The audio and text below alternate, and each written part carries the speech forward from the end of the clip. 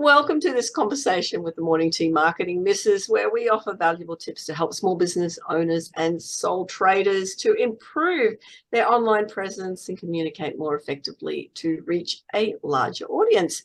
It is June and we are talking finances. Your hosts are Narelle Gaddy, and Narelle is an accredited accessibility auditor. Is me, Janine Vosper. My business is Speech Perfect, and I help people stand out in their own brands. Kate Smith does branding as well, but from a very different space. She's an amazing graphic designer, and she particularly works with service and experience-based businesses. And the fabulous Jan Roach is going to be sharing some ideas on finance with us. Her business is BizConnect Web Designs and Over 50s Health. Hey, ladies, how is everyone? I'm going to put. I can speak. I really can speak. How are you all today? Cool. Hi, Janine. I'm doing well. What have you got for us, Jan? Well, yes, as you mentioned, June we're coming up to the end of financial year, so we're talking about finance. And what I wanted to talk to everybody about today is having a marketing budget for your business, and in particular because our business is web design. You'd be surprised how many businesses do not have a marketing budget. And that's really scary, because I think the fact that people just don't understand what a marketing budget is and how important it is to their business. So, but if people sat back and thought about how much time they're spending on doing their marketing themselves versus how much better, easier, more productive they could be if they did have somebody taking care of that for them. Because what we're finding is the person making the decisions for a marketing budget, they don't really understand what that could be doing for their business. And so, I mean, us coming from an SEO perspective or search engine optimization perspective, we know how important it is for a website to be optimized for search engines so that the business can be found online. We always talk about Google because Google has the majority of the market. So, you know, we want to optimize posts that go onto a website or for social media or for Google My Business or Google Business Profile as it's known now. We want to make sure that it is optimized. So that means it's containing keywords or keyword phrases that people are going to be using to search for goods and services that you and I offer to our customers, clients.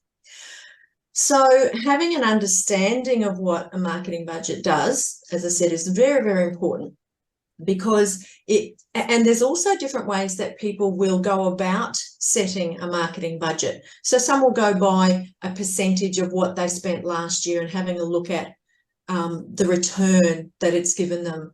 And so, you know, all going well, they'll want to maybe double it for next year. So I'm, again, talking from an SEO perspective, making sure that the content that they have is doing the job that they need it to do. If the person making the decisions does not understand that, it can be quite detrimental to the business. Because what they're focusing on is getting their costs down. Sure, we're all about keeping our costs down, but when it comes to marketing, you need to be out there so that you can be found. You need to be putting the right things in the right place at the right time, you know, which we all know there's plenty of platforms that you can do this on. You've got Facebook ads. You've also got Google ads. Let's face it, there are so many different platforms that you could be putting your money into. And these platforms have actually invested a lot of their marketing budget on getting their name out and why their platform is the best one for everybody to use, where in actuality, it may not be the best platform for us to be using, but because their marketing has done a great job, then people know about it, and so they'll use it. The good old Facebook, I mean, sure, I use it mostly for business, but But we also, in previous recordings, we talked about, you know, what would happen if Facebook fell over and died. There are so many hundreds of thousands, maybe millions of businesses that are completely relying on Facebook for their marketing, which is so super scary because it's not their bat and ball. Somebody else is making the rules there. And if they decide that they, you know, don't want to play anymore, or the wheels fall off their cart, then everybody who is putting all of their marketing into Facebook, their businesses just die overnight. Yeah, or Facebook or Meta or anyone decides that I don't like this person and they're not allowed to post anymore. Yes, exactly. So that's why we kind of educate our clients and potential clients along the way about the importance of having a marketing budget. And when I first have a discovery meeting with our clients, we do actually address whether they have a marketing budget. And I explain to them why we ask that question, because we don't want it to be an elephant in the room. It's very important because, look, we're tailoring a solution for our clients for their online footprint. So, you know, namely their websites. So if they have an idea of what their marketing budget is, then we can tailor it to give them the best solution for what it is that they're able to pay for. If they just say, oh, I don't know, that's a bit of a scary place for a business to be, because, you know, they're kind of like, I have no idea how much a website is. Well, that's beside the point. What they need to be focusing on is how much can their business put into marketing. And it also should be a focus on moving into the next financial year, how much more they should be putting into their marketing budget, especially if they only have a small budget now. So it's just working on that. But it's all around education and just, you know, instead of just listening to what everybody else is doing. And, you know, we find a lot of clients that are on Facebook just because everybody else is on Facebook, so they think they should be on Facebook. But really, it might not be where their market is. Hey? Exactly right.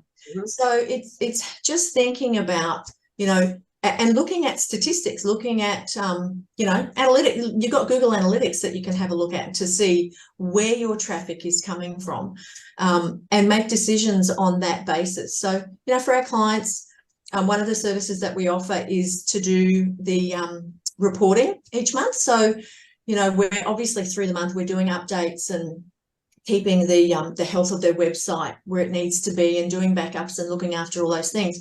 So at the end of the month, we actually do a report on what it is that we've done for them for the month. But it also shows the keywords that we're tracking for SEO, and it also shows where their traffic is coming from. So it pinpoints right down to what pages people are visiting, all that kind of thing. So it's very important to know if you're basing your decisions for marketing around something, at least start with that so that you can see where your traffic is coming from, where your customers are coming from. That's such an important thing, Jan, is to track things, because that, again, you may spend on ads, but to be wherever those ads are, where your clients are, is to be able to track that, and that there's a ROI on what the ads, you know, what your investment in those ads, or what you're doing with that marketing budget. I know one particular company that's a training company that spends over $1 million a year on social media marketing. But they pull in, they know exactly how much each ad, the value of each ad. Yeah, that's terrific. Yeah. So when you know the value of an ad, and if hitting it in the right platform, as we said as well, or however you're doing your marketing, and we talked about, you know, in the previous interview, we talked about my spending that $900 on Hootsuite, but then figuring out, well, it's only costing 4 cents per post. Yeah. Really, you know, that's not a great deal, and I have a VA do a fair bit of it at a reasonable cost. So yeah, it's just the whack of $900 at once that is the thing to handle, isn't it? Right. But it is. That's okay. I just switched my whole thinking around about it. That's part of my marketing budget. But that's the thing, isn't it? To have a budget, as you said, that's so valuable to to be thinking about what am I investing in to get my business out there, but knowing that, all right, if I do an ad on Google or Facebook or LinkedIn, if I go to Ads Now too, or wherever I'm doing it, that if I spend this amount, I will have this many people see it, and out of that many people seeing it, that many people will take the next step in the funnel, and then from there, whatever that happens to be, then that many people will buy a product. Yeah. And you really need to know that, so that you don't mind spending, you know, $1,000, $2,000 if you know you're bringing in 50 grand. Yep. Yeah. Yeah, that's it. And look, one thing that you know, we actually get quite disappointed about is when we hear other businesses talking about you know, how expensive marketing is and paying for SEO and all that kind of stuff. But really, if you want to be found online, there is no other way than having your website or your posts on social media or whatever platform you're using. It's got to be optimized. It's got to contain the keywords that people are going to use to search to find you. Yeah. And it takes a lot of time and effort. It takes a lot of research to find what those keywords are, you know. Yeah. So so yes, I do from time to time we hear occasionally, you know, other business owners is like, well, clearly they don't have an understanding of how things work, and that's a bit of a shame, because they can have an influence on what other business owners base their decisions on, instead of asking who really know to get the right answers. You know, you don't go to a dentist to get advice on speaking in public. I don't know. or what the best Well, lolly you know is what made to me- it. Yeah. Yeah, what made me think about that is the dentists who always talk to you expecting an answer while you're. Yeah. And that's just what came to my mind when you said that. Kate, have you got anything to add to what Jan's been talking about? No. Were you asking me? I just had one, because I know as a recent new business owner, and my business is about a year old now, when you start, thinking about a marketing budget is pretty abstract. You're not quite sure what you should be spending. You know you've got quite little to spend often, unless you've got a bit of capital saved up and you've got a bit of a strategy and you know how you're going to find your clients. Do you have any tips on someone who doesn't quite know where to begin and might not have a lot to spend, where a good place might be, or a good way to trial and error things? Because I think you can't know if something works, like you said, until you do it and you read those stats and you see what returns you're getting.